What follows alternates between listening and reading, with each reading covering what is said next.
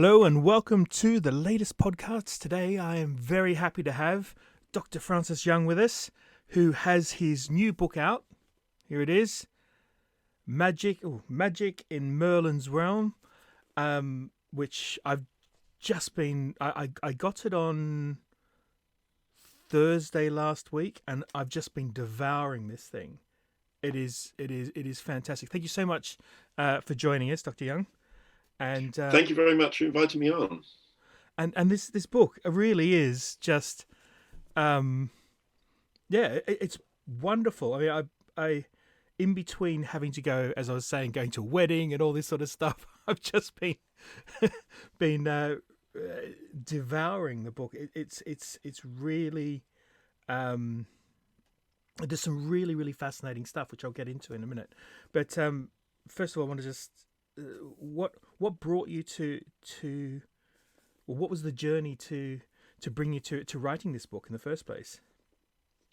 Well, it all started really with my PhD research, which was into supernatural beliefs, specifically among Catholics in England after the Reformation. And one of the things that I came across there, which I didn't really have the space to deal with at the time and include in my research, was the use of magic by Catholics, particularly the ones who were disgruntled with Queen Elizabeth and attempts to kind of try and kill her by magic. And I kept saying to myself, I need to go back to this.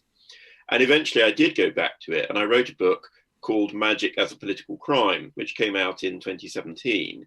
And that book was, looking specifically at that kind of treasonous magic. So attempts to kill monarchs by magic, attempts to affect their judgment and things like that. But even after that, I was left feeling, well, actually, this doesn't really do justice to the subject of the involvement of magic in politics. And I think what produced Magic in Merlin's Realm was a realization, particularly in that year, in 2017, when the first book came out, that magic seemed to be coming back in politics throughout the world. Most notably in America, where you had groups of people who were engaging in rituals to bind Donald Trump. And you had this kind of broad-based movement really across occult practitioners, witches, magical practitioners, ritual magic practitioners, all sorts of people who were coming together in these acts of kind of spiritual resistance. And, you had similar things going on in other parts of the world. And I thought, well, actually, this is extraordinary. This needs to be explained. It needs to be given a historical context. And that's more than just the book that I'd written, which was about the sort of the harmful and the negative dimensions of magic and politics. And so I thought, well, we need a book that talks about it all, that looks at the entire involvement of magic in politics. And what the book tries to do is really to put magic back in a central place in our understanding of politics in the pre-modern world. Because, in the same way that we've moved away now from the idea that religion didn't matter to people in the past, we now accept that religion did matter to people, and it, people genuinely believed it, and it genuinely affected their actions. And I think we need to do the same now for magic. We need to accept that magic was a reality to the people who believed in it, and the people for whom it seemed a genuine threat or a genuine opportunity. So that's what the book is trying to do. It's interesting you should say that. So my grandmother or great grandmother, staunch Catholic, she would walk several miles every day to Core Abbey, which was sort of down from where she lived, to take hot meals to the monks there for lunch, and she'd walk back every day of her life, basically. But also a firm believer in the magical realm and the use of, inverted commas, good magic as opposed to the dark arts. And she had a firm belief, and there was a firm distinction between the two in her eyes. One that I never sort of questioned from a logic perspective or anything. I was quite young, and I sometimes wish that I could have a conversation with her now to see where that mindset is, how you justify that, or how you can rationalize the differences and what that means, but I never got a chance to. But I do remember there was a distinct difference, and even though she was, as I said, an absolute devout believer in Catholicism and all that is around that, which in itself, officially rejects, divination and magic and all that sort of stuff. So how do you draw those lines? And looking, if you look back historically, how do you justify that? It's a very good question. And I think there are a number of different approaches to it. One approach is to try and come up with some sort of definitive way of drawing a line between magic and religion. And again, when scholars have tried to do this, they've failed. It can't be done.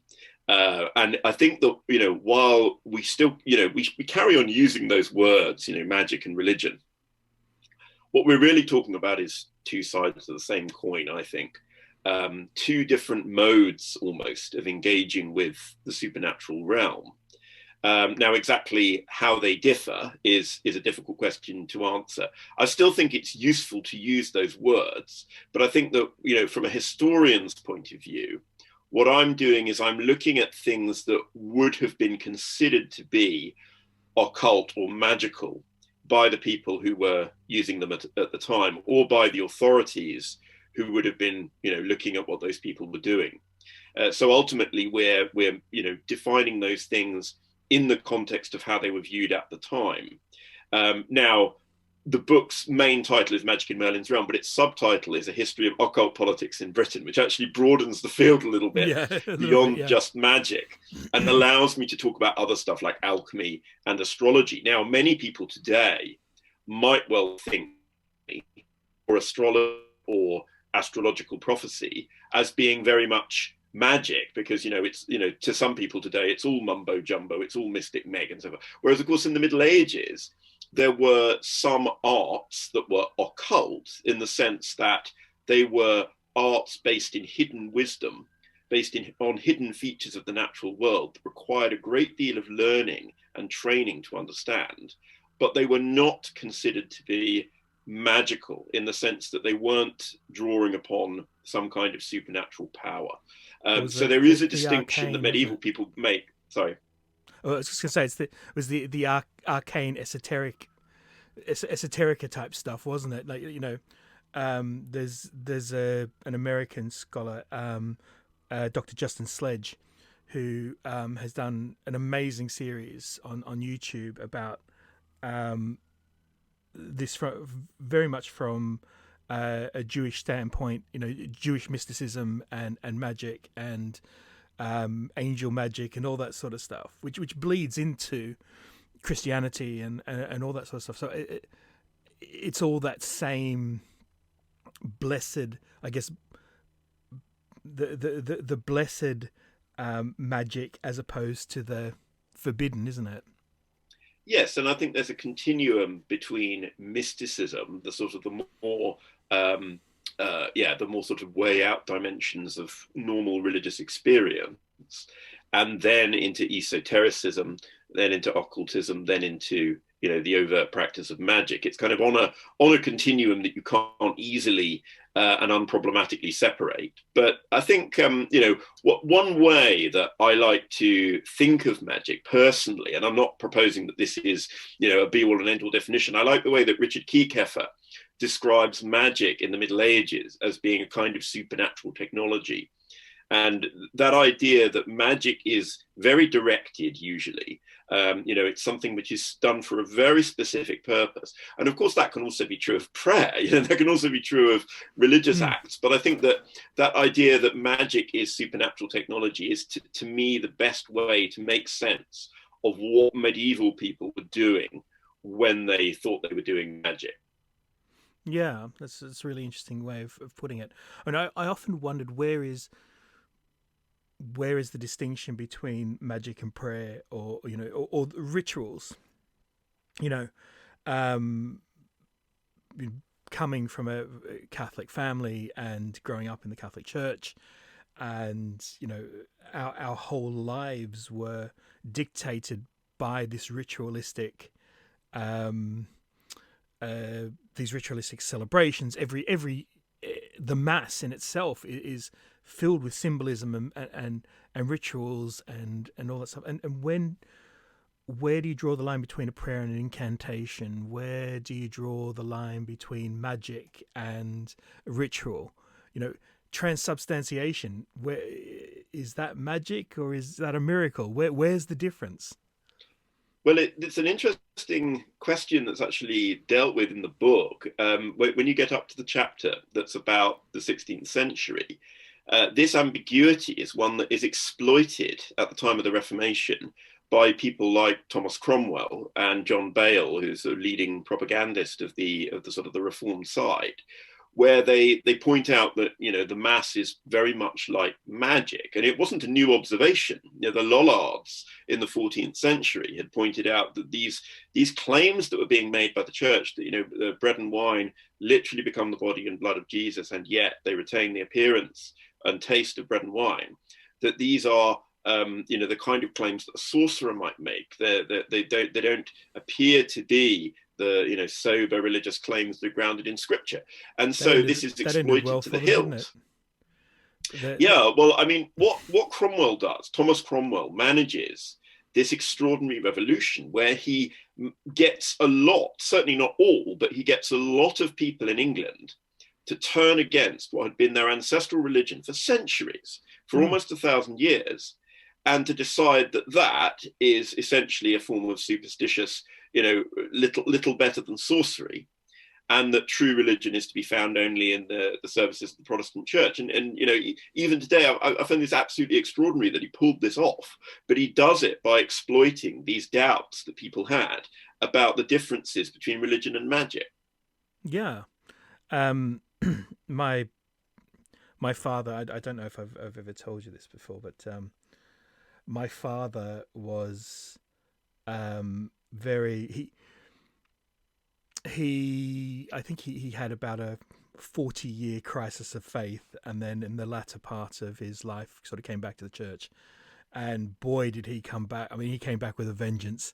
From my I guess from my 16th birthday, well, from me 16, 17 right through to when he died. He really sort of came back to the church in a big way. And I remember because he lived in Australia with my mum, and they'd come over, and we'd have to go trudging around all these churches, which I love, I absolutely adore. And he would always, if we went to a cathedral or wherever, he would always find the most senior priest or whoever was there and get into a conversation with them.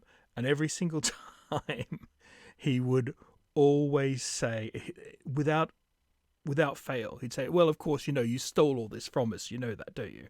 And and it was all done on a lie. So every single time you stole this from, and it was all Cromwell's lies that got you to steal this from us. And it was highly embarrassing. And one day we went to Rochester Cathedral, and he walked straight up to the bishop and said that to him. And I was just sitting there just going, good God, you can't do that, Dad. And the bishop looked at me and said, it's okay, it's fine. And they sat down and had this wonderful conversation about Catholicism and the Reformation and the whole thing. And as my dad was leaving, he turned around to the bishop and he said, I reckon we can get you back. And then walked out the cathedral. But my dad was convinced it was all done on a lie. Cromwell's lies, that's how they did it. Yes, and I think many people at the time saw it in those terms as well. There was a lot of resistance. And one of the things that comes up again and again is that the more conservative elements who didn't like what Cromwell were doing, they seemed to also be interested in the idea of magic and believed that, magic could be used to try and change Cromwell's mind, to try and change Henry VIII's mind.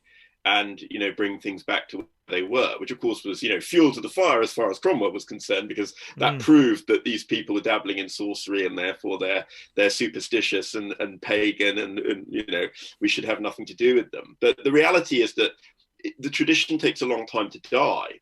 And one of the interesting things that we see in 16th and 17th century England is that many of the things that the priests were doing before the Reformation are just taken over by these lay cunning folk, and they just carry on doing it as kind of independent practitioners, doing these kind of blessings and exorcisms and all the sort of things that the priests had previously done, because the Protestant clergy were no longer willing to do it. And so it's almost as though the demand doesn't go away. It just goes to a different provider, if you like. Yeah. And it's funny that you should bring that up, because my aunt, whose name was, her full name was Faith, Hope and Charity. That was her full name, Faith, Hope and Charity. So if you wrote her name out and you left the "and" out, she would correct you. But she was always known as Auntie Faye. But she, and again, a Catholic, but she wanted to see, she considered herself a traditional Catholic, pre Vatican II, and she, a lot of the things that were sort of, I guess, put to the side after Vatican II, she felt that she had to continue that in inverted commas, as a cunning woman. And I remember Dad telling me that she often would lament, the laxing of the rules, and how she saw this as a second Reformation, but this time stuck within the actual Mother Church and had to be stamped out. So, these things just, people don't like change, do they?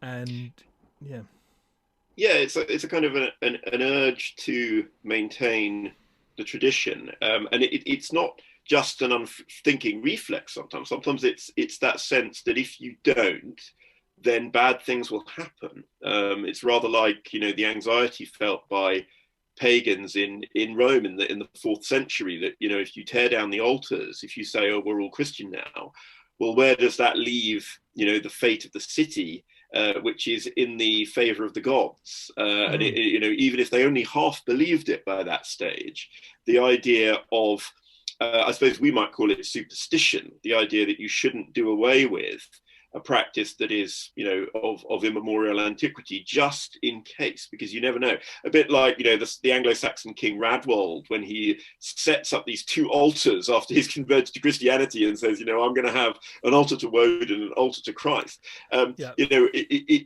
way to interpret it is cynicism, to say, oh, well, that's just somebody hedging his bets or trying to please everybody. But I'm not sure that's necessarily right. I think that there is a deep human instinct not to abandon the things that our ancestors have done, because there is that danger of some kind of blowback, some kind of little understood retribution or misfortune that may follow. And I think when you look at the consequences of the Reformation, one of the interesting consequences we get is this huge upturn in ghosts after the Reformation. That you're sure there were ghosts in pre-Reformation England and ghost stories, but nothing like what we get after the Reformation. This explosion of interest in ghosts, and a lot of it seems to be linked to guilt about what had been done to the church, about what had been done to the lands of the church, what had been done to the monks and the nuns, and associated with these monastic sites. It's interesting you should say that, because my area of expertise is early medieval history. So, what we used to call the Dark Ages. And the prevalence of ghosts as entities is kind of almost non-existent. There is the concept of ancestor worship somewhat, but the idea of ghosts seems to be almost non-existent. There is sort of some indications when you sort of look in the wider Germanic belief systems, but it's not until and even when Christianity sort of comes in and you have this conversion, ghosts really aren't a huge thing. Hauntings aren't a huge thing.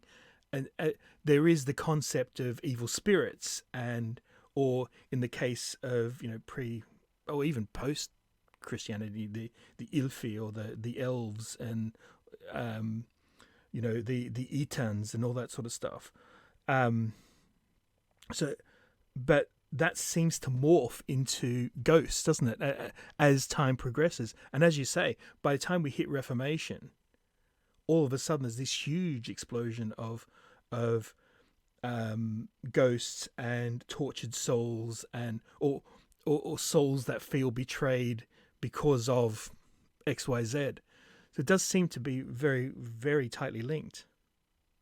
Yes, and I think one way to explain that kind of absence, or almost complete absence of ghosts in cultures where ancestor veneration is the norm, is that if you're venerating your ancestors, then they're less likely to come back as ghosts.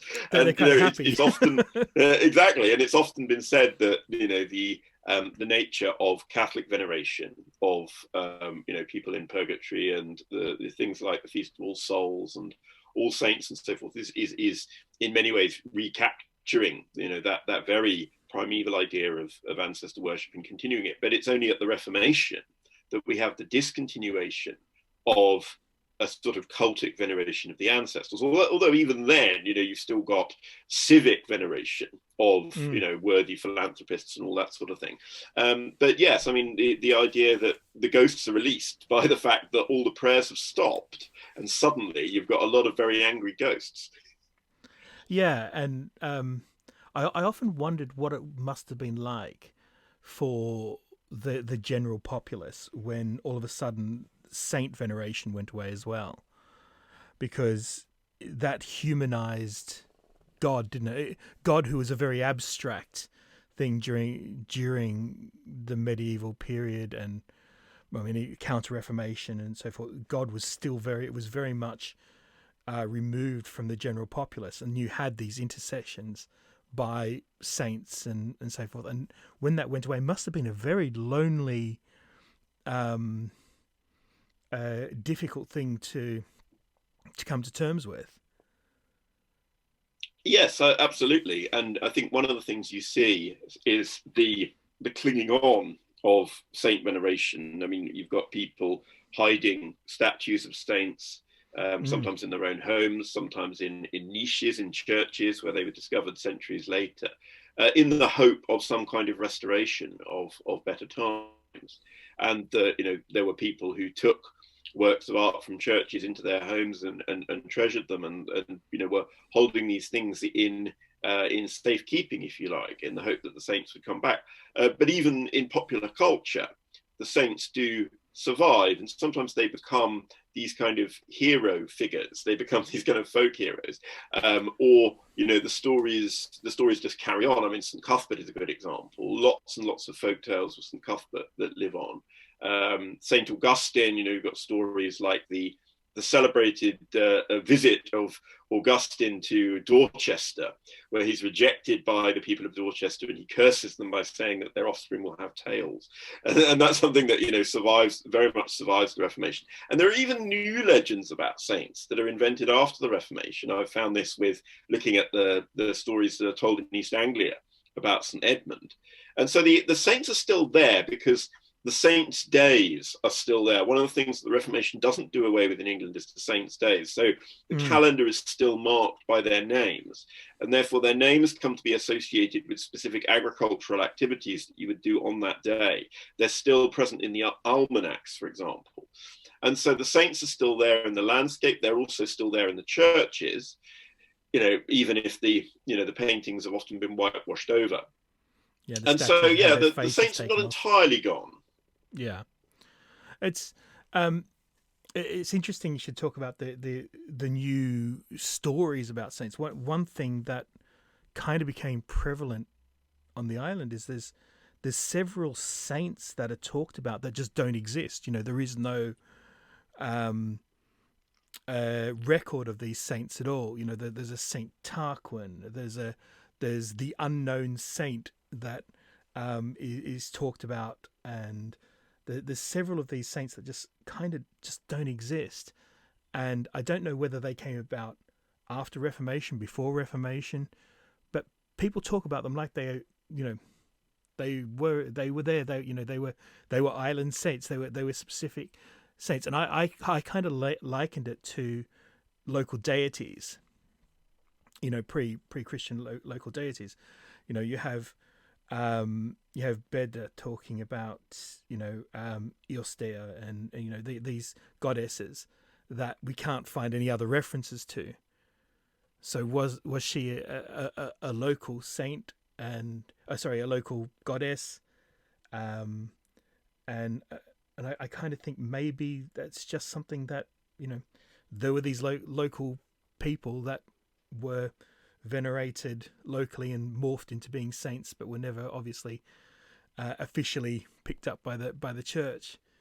I don't know. I think saints and their works and their and how they equate to sort of deities, you know, pre-Christian deities, has always really fascinated me. That's what got me into studying the early medieval stuff, was just this transition between paganism into Christianity. I just found it just such an interesting topic, and there were so many misconceptions. You know, you'd read about these bloody the bloody takeover of Christianity of England, when it kind of wasn't like that, you know. And yes, I see it more in sort of ecological terms. I draw metaphors from the natural world, and I see it in terms of kind of ecological niches. And if you've got a pre-modern agrarian society, then wherever you are, whatever time period you're in, that society is going to have similar kind of spiritual, physical needs. And those are going to be fulfilled by these sort of minor gods, these godlings, which, you know, in the ancient world, there's no shortage of supply of them, and they're lesser than the kind of the grand Olympians. You know, they're not the gods of the state; they're the gods of the locality. And in the same way, after Christianization, that need continues. That, you know, you can't simply defer everything to, you know, these really significant figures who are a bit too grand to deal with your everyday concerns. And so there's a kind of a mundane divine, a mundane sphere of the divine that these societies need. And Christianity doesn't really supply that in its conventional form. And so you get these versions of popular Christianity developing. And yeah, you get these confections of saints. I mean, and to a certain extent, nearly every medieval saint is an unreal person, in the sense that, you know, they may have a name that was attached once to a real person, but, you know, the medieval people were not aware of, you know, the original sources describing that person's life or their martyrdom or whatever. And in any case, they weren't really bothered about that. They didn't really care what happened in this person's life, unless it had a bearing on the intercession that saint could bring. So, you know, for example, you've got, you know, cases like St. Lucy, who had her eyes removed as part of her martyrdom. And so she becomes associated with, you know, prayers for the restoration of eyesight or the healing from eye diseases, for example. And that's what matters. It's not what happened to St. Lucy that matters. It's not what kind of life St. Lucy led. And this is one of the changes that happens at the Catholic counter-Reformation, is that there's this insistence of, you know, saints have got to show heroic virtue. It's all about imitating the saints, trying to be like them, trying to become a saint yourself, trying to live like they did. But medieval people, for the most part, they're not bothered about that. They're concerned with, what can this saint do for me? And that's very much the same attitude that people had towards pagan deities. So yes, I mean, you're absolutely right that we should reject these kind of simplistic historical ideas that, you know, the saints replaced the gods. It's true in one sense, but it's not true in another. You know, it's true in the sense that they occupy the same niches, they do the same sort of stuff. But it's certainly not true in the sense that, you know, you've got Christians coming along and saying, oh, well, you know, this God who you worship under this name is now so-and-so saint somebody or other. You know, that's silly. That never happened.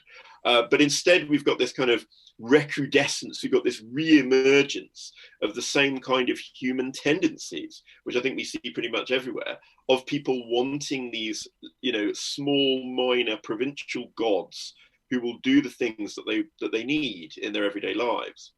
Yeah, absolutely. I mean, take my favorite saint of all time, Saint Margaret of Antioch. I've had a fascination with her sort of all my life, simply because there's a I want to say a well, but it's more like a swampy bit of marshland, which I was always told was, very close to here. Which I was always told, that was a well that was venerated, was blessed by her, and the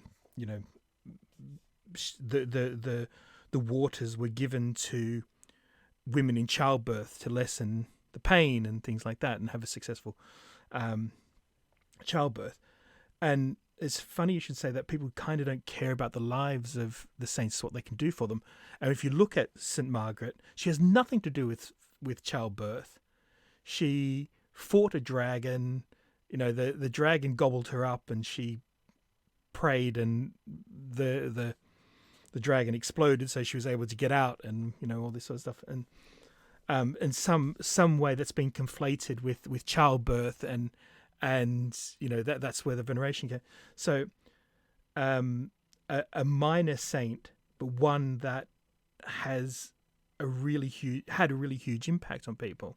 And I used to, and just to change the subject, and before we get back onto your book, but I used to always think it was just a bit of nonsense about St. Margaret of Antioch, but about 10 years ago, they actually found a medieval ring devoted to St. Mary of Antioch, about, 10 meters from this well. So this folk story of it being, a devoted area, it seems to have had some roots in reality to this minor saint, which I think is absolutely fascinating that it's survived all this time.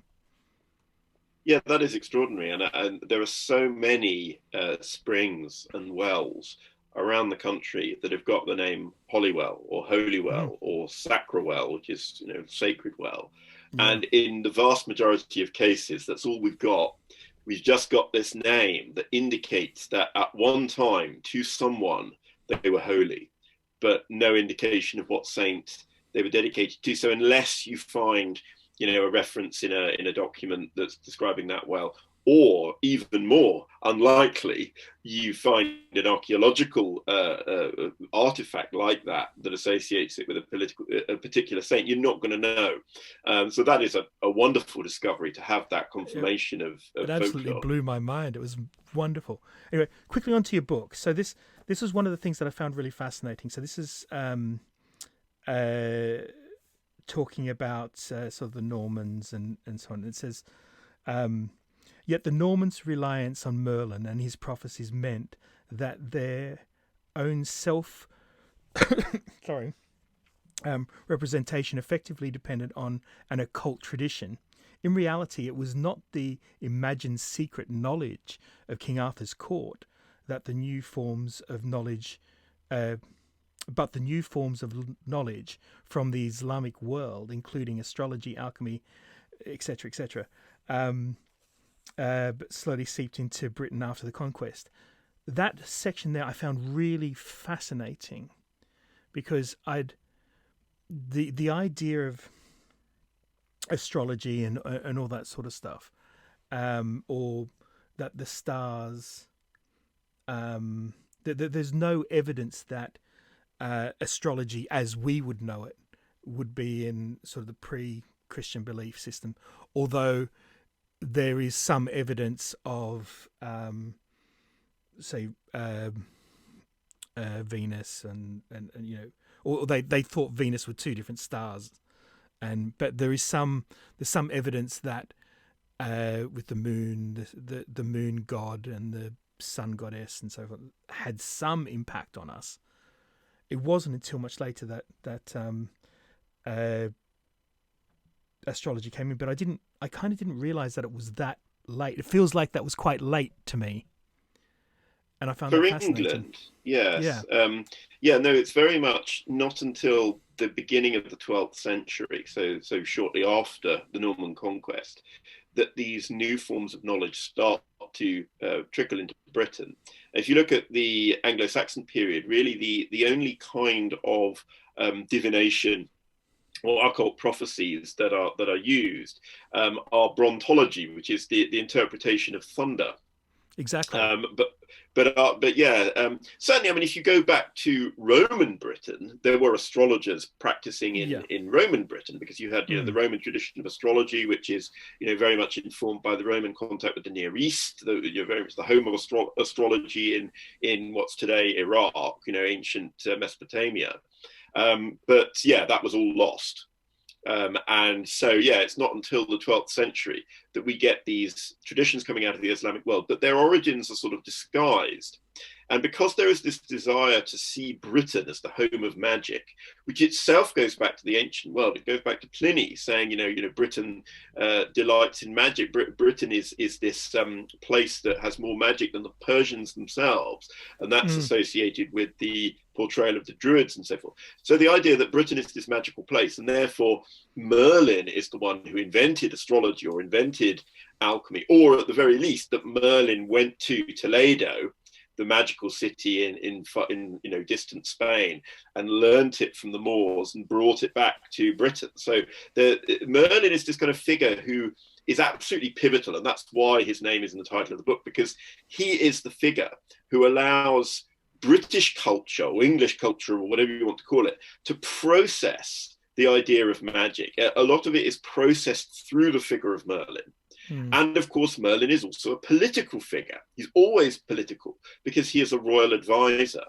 And so it's a way in which, magic from the very beginning in Britain is associated with politics and with the idea of a magical advisor to the monarch. It's interesting that you should talk about Britain seen as an extremely magical place, or the most magical of places. Again, and just sort of equating back to sort of folk belief or cunning belief on the Isle of Wight, where the belief is that the Isle of Wight is the center of all magic, and that. And I think this sort of goes back to the fact that our last king was the last pagan king. It's kind of morphed into, well, this is where all the old gods went to sleep at the end. At the end of it all, when they realized that they'd come up against a god that they couldn't challenge, they've all sort of come here to sleep. And there is and the neo-pagan movement on the island is very much embraced that. And I did a talk. I was invited to one of these to a neo-pagan get together and do a talk about this. And I remember standing up and saying something along the lines of, well, what do we actually know about this? And I put the slide up and it said nothing. And I just remember wondering what the reaction would be, because I said to them, I'll be really honest about this. The fact is that we know nothing. And then I said anyone that tells you that they know exactly what they believed and so on is kidding themselves and kidding you. But I said, but that doesn't take away from what has grown up as, whether it's a modern folk tale or whether it's an ancient one. I don't know. I don't think anyone knows. No one really took any interest in the Isle of Wight from its, folk beliefs until the Victorian period anyway. So who knows? And then we were able to have a really interesting discussion about this idea that, maybe these beliefs aren't old. Maybe they're a modern belief. My gut tells me that it's kind of a modern belief, but having a really interesting and honest conversation with this neo-pagan movement who are very willing to except that, some of it is just a feeling, you know.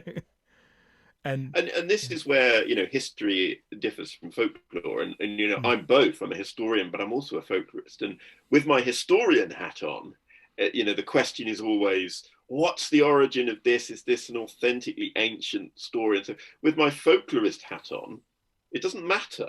What matters is that the story is told, that it has currency within a community, and that it has meaning within that community, and that meaning transcends just one person's personal fantasy, but actually is something which is a living story that can be told and retold in different ways. And that's what makes folklore interesting, its variety. But it's certainly interesting to reflect on, you know, certain elements within that story. Even if the story itself is a modern one, there are elements in there that are clearly ancient. So the idea that all the gods have gone to the Isle of Wight and have gone to sleep, that to me immediately brings to mind the stories about Arthur and his knights going to sleep under Glastonbury Tor, or any number of other hills throughout the country that you could think of. But it also, the idea that they've gone to an island, and that brings to mind, you know, Roman ideas about islands as these sacred places. So you've got Pliny talking about this island where there are priestesses of the sun, which, you know, sometimes is interpreted as a reference to the Isles of Scilly. You know, the way in which Hibernia, what's now Ireland, is blown up by the Romans into this kind of totally mysterious, magical place. And, you know, the idea that the Isle of Wight has a certain sacredness about it because it is set apart and separated from the mainland.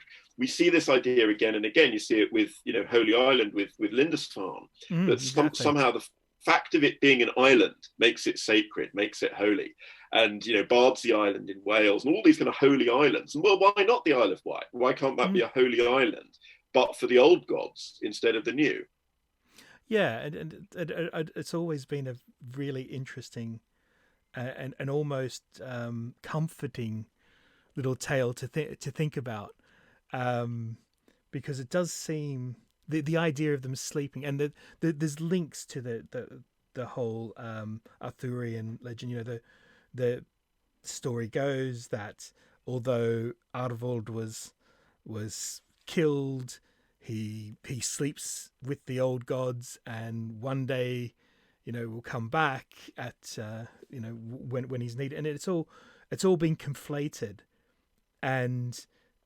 But if you speak to someone who knows these tales, they will staunchly say that the tales that are here are the actual stories. You know, it's other people that have conflated our stories with with theirs. And as a folklorist, and I'm in the exact same boat, as a historian, you have to follow the evidence. And I said this last night at the talk I did. Look, we've got a throwaway line that Bede put out, or Beda put out, about Arvold. He's mentioned once in this passage about the battle with Cadwalla, and, you know, the death and the takeover of the Isle of Wight. But somehow we have taken that person, that name, and turned it into this amazing story, and over the generations it becomes more and more interesting and fed culturally, and, you know, to the point where Arvold has become a symbol of independence and fighting against the establishment and all that sort of stuff, which I think is wonderful. And, you know, so when I started looking at all these stories and getting back into it, I had to just put my historian's hat to the side and forget about the evidence and let my speculation run free.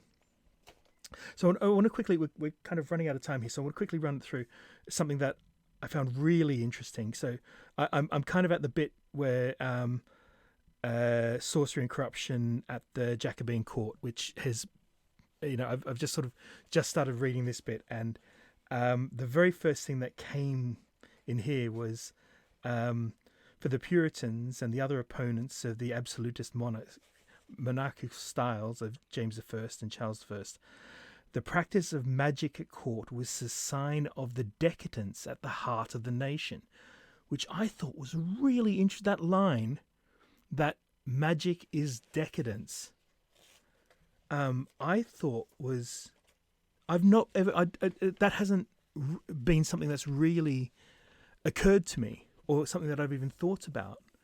And yeah, so I just thought that's a really interesting idea.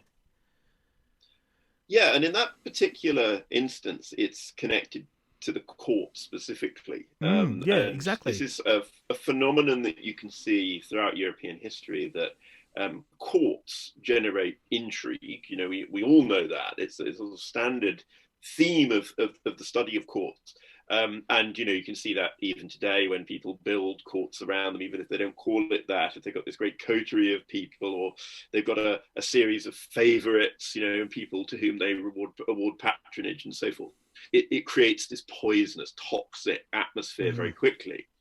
And so what you'll then end up with are betrayals and poisonings, and you know, ultimately also this kind of use of magic, because within the context of a court, you often can't be overt in your opposition to someone or your rivalry with someone. So your rivalry's got to remain on the down low. And one of the ways in which you can accomplish that is by using occult means to destroy someone, instead of, you know, openly killing them, or whatever you want to do.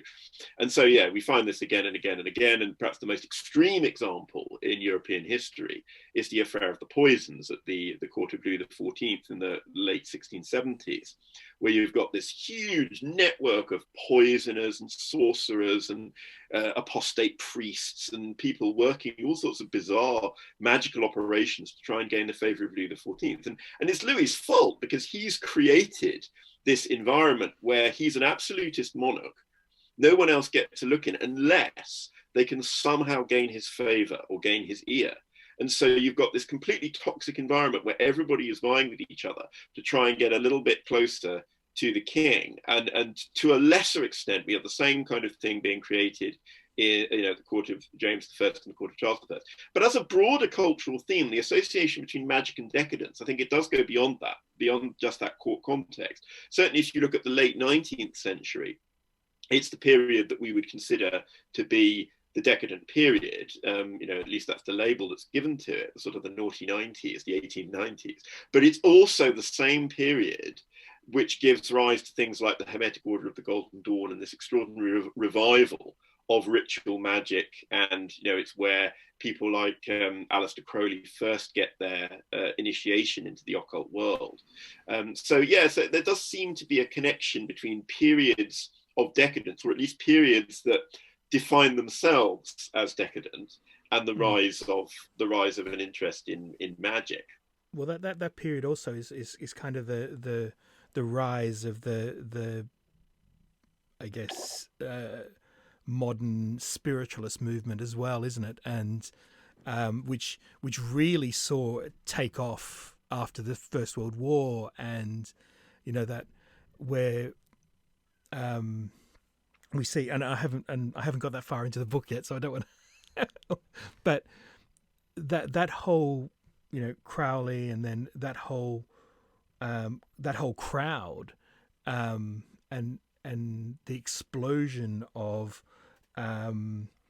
arcane and, you know, Gnosticism and all that sort of stuff, coming out of that, leading into the spiritualism, and you know, the explosion of the psychic mediums and all that sort of stuff, all sort of stems from then, doesn't it, really? Yes, that's right. I mean, well, spiritualism arrives in the mid-19th century, but what it does is it gives people who have been brought up in this kind of ultra skeptical, ultra rationalist kind of aftermath of the Enlightenment, it gives them a language to deal with the paranormal and the supernatural, which hadn't previously existed. And it makes it possible, once again, to talk about these kind of things, you know, even to the extent of somebody like Conan Doyle, you know, reviving interest in fairies, which would have been unthinkable, you know, a few decades earlier. Well, But he was it a sort of, big spiritualist, wasn't he, as well? yes, absolutely. But yeah, certainly by the end of the 19th century, the idea that you might have an interest in these things is no longer completely beyond the bounds of the acceptable.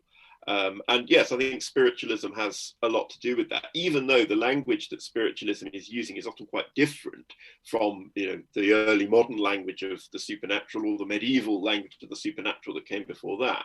So it is a, you know, for example, there's much more pseudo-scientific language used in the late 19th and early 20th centuries. So, you know, people are convinced that, you know, what the spiritualists are doing is somehow, you know, could possibly one day be explained by science, or they think that, you know, things like telekinesis and telepathy and so forth might be explained by science. So there is this kind of hope that, you know, this might all be meshed together with a unified theory of everything, and science will still be, you know, still be triumphant. But then you've got those who completely turn against that and, you know, go headlong into occultism like Crowley, and don't really have any interest in the pseudo-scientific side of things. So there's, yeah, it's a very different world from what came before.